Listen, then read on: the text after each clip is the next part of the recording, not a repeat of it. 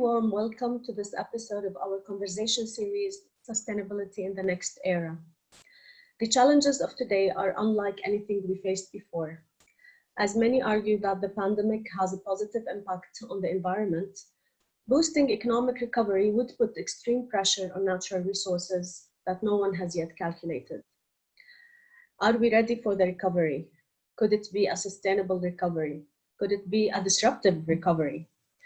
In our Sustainability in the Next Era conversation series, we aspire to trigger thoughts within MENA and beyond around the future of sustainability. Tech startups and innovative solutions have contributed to the effective and immediate response for the COVID-19 pandemic. Several competitions, hackathons were launched to support ideas within the health sector in particular. Moving forward, innovation and entrepreneurship are aspired to significantly shape the recovery scene. MENA is a region of young population, big challenges and big opportunities, high digital connectivity, and lots of initiatives that aim to also boost the entrepreneurship and innovation ecosystem. Today, we're honored to have with us Ms. Aline Bussman, the Regional Director of cewas Middle East. Aline, we're very glad to have you to discuss all of this and more. So what have we learned from the COVID-19 pandemic when it comes to startups and entrepreneurship in MENA? Any good examples or stories that you can share with us? Yeah, I mean, I think we all know that, not only in MENA, everywhere, COVID-19 just immediately hindered, economic, social development. And I think startups were affected by it, severely, the ones that exist already. So we work with a lot of environmentally focused startups that are developing solutions specifically for water, sanitation, waste, agriculture services and products. And I mean, most of them don't really have a safety net, right?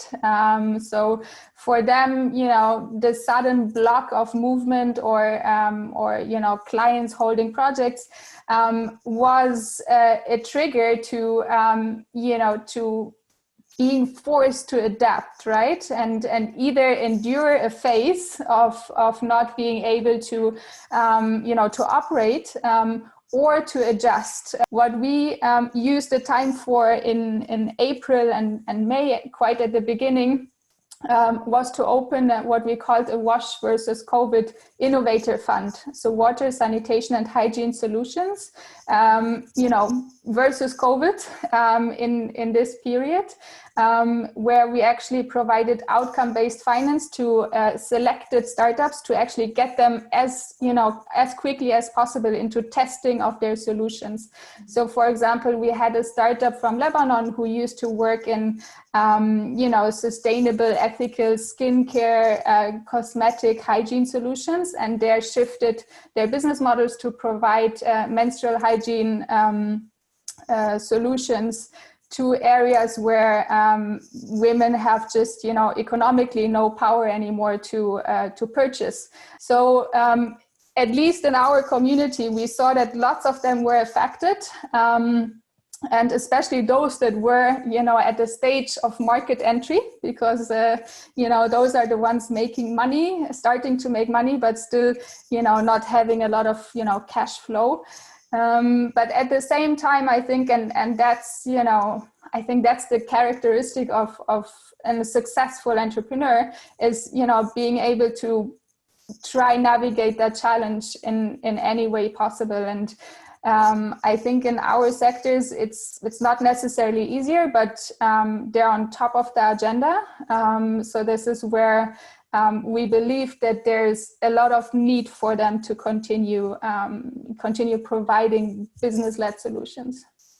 And do you think entrepreneurs might be more agile and open to change and to adaptation than the other players in the ecosystem, those who wish to support them? Because I feel sometimes that, an entrepreneur, as you said, with this mindset, can actually be ready to adapt and change, while maybe everything else in the ecosystem is not yet that ready. How do you see this post the pandemic? Like, are we going to change the models of support? Are we going to change even some of the concepts and terminologies of the entrepreneurship and startup system? Yeah, it's a good question. I think that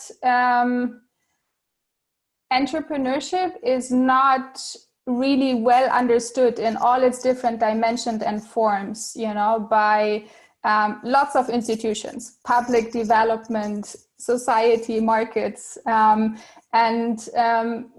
not just one entrepreneurship, right? There is not just a high-tech, happy, shiny entrepreneurship, and there's not just micro business entrepreneurship. It has so many facets, and the same accounts for innovation behind this entrepreneurship. And I feel that that now after COVID-19, we need to be aware that we cannot recover based on public and development money, right?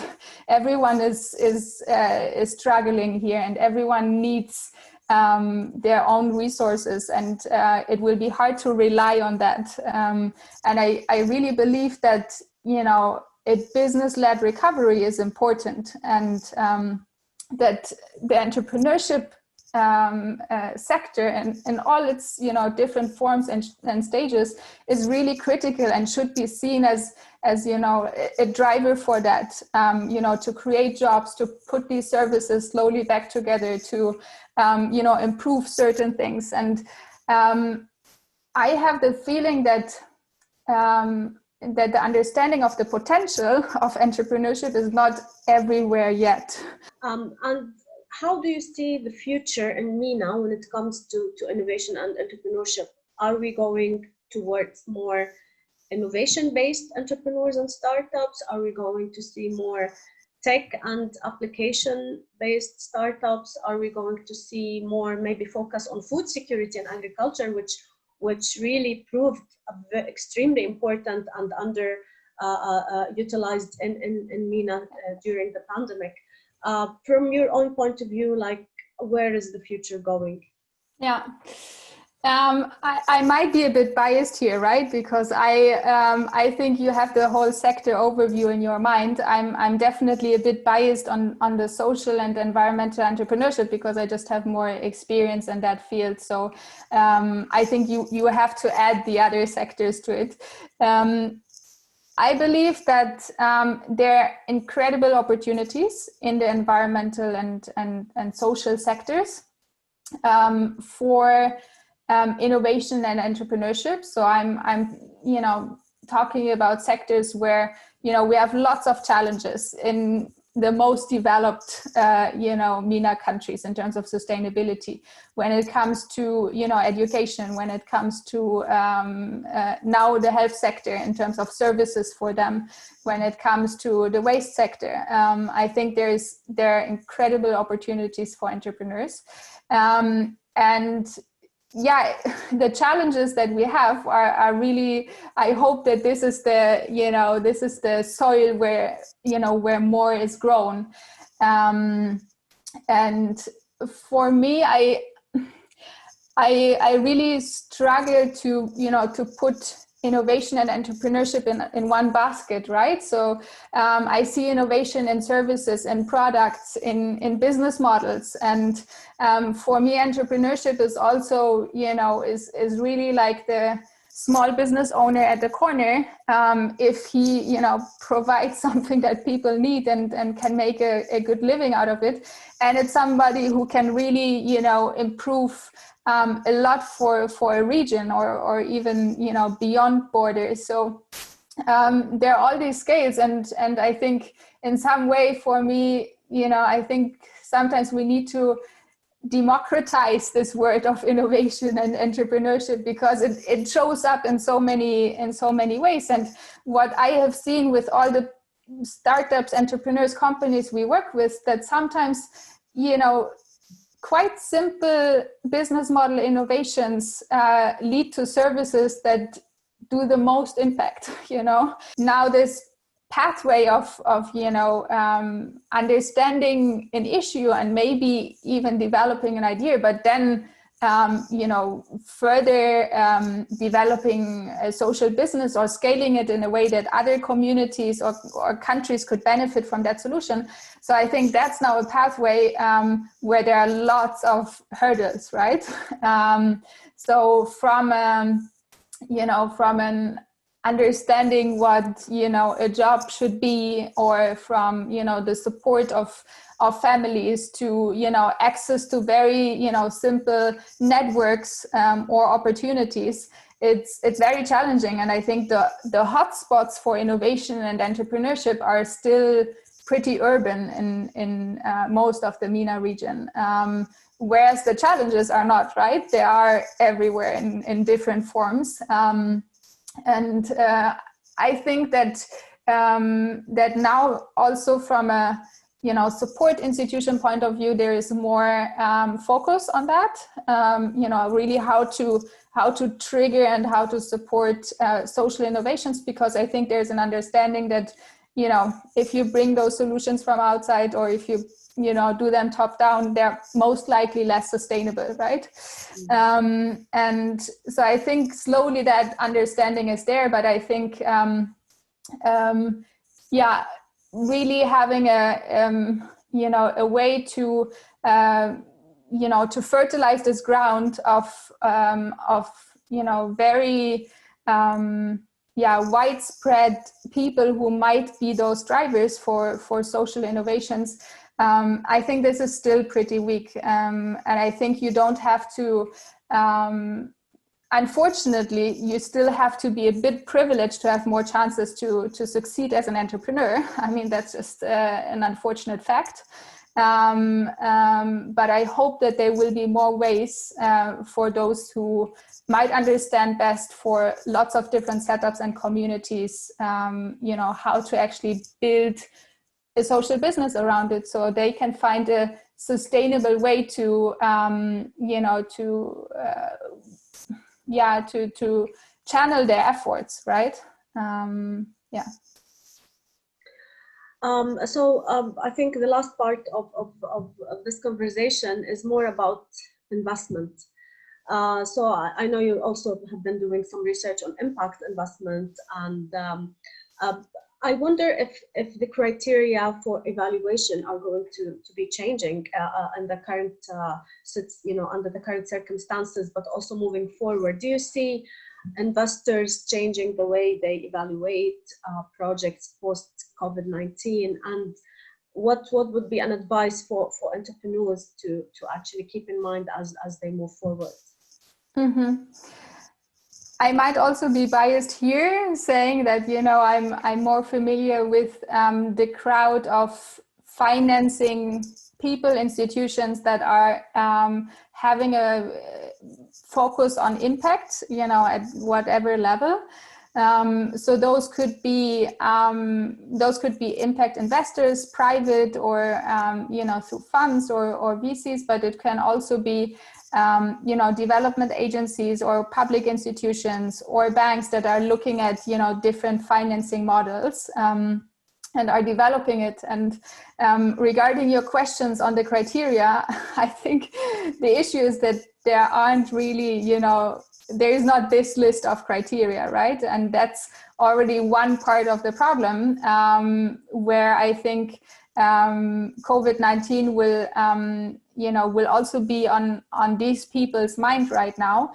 But in general, it's the question on how do you evaluate impact, and how do you evaluate financial return, and how do you provide financing instruments that responds to whatever level you want to support. So at least for the social, environmental, innovation, entrepreneurship sector, I think lots of additional interest and money has been coming in the past 1 to 2 years.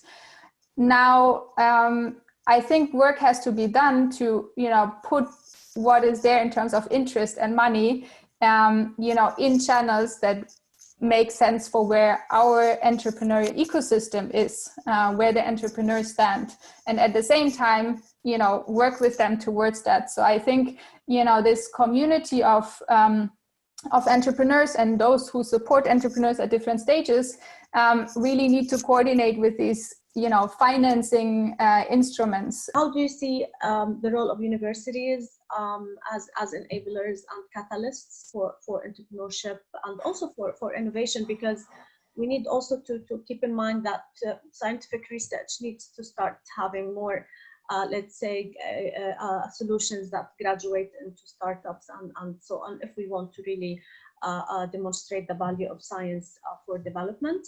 And also the role of NGOs, because when it comes to environment, for instance, I know that in many countries in the Middle East, some of the most active NGO groups are the environmental ones, and they probably outnumber many other sectors when it comes to civil society organizations. Do you also see them joining the movement and catching up with the whole ecosystem development, let's say, framework? If we have new solutions, new products, new services, they can be, implementing partners. Sometimes they're the clients, they're co-funding. I think it's not a replacement. It's not, one or the other. I think that we don't have enough solutions yet, right? And I think no one should see, the innovators from universities or the business entrepreneurs replacing what the public sector should do or what NGOs do to a certain extent. But I think it's really about, complementing, and whoever finds a more sustainable model to provide what they want to provide, I think that's where we should take advantage. Fantastic. Aline, I can't thank you enough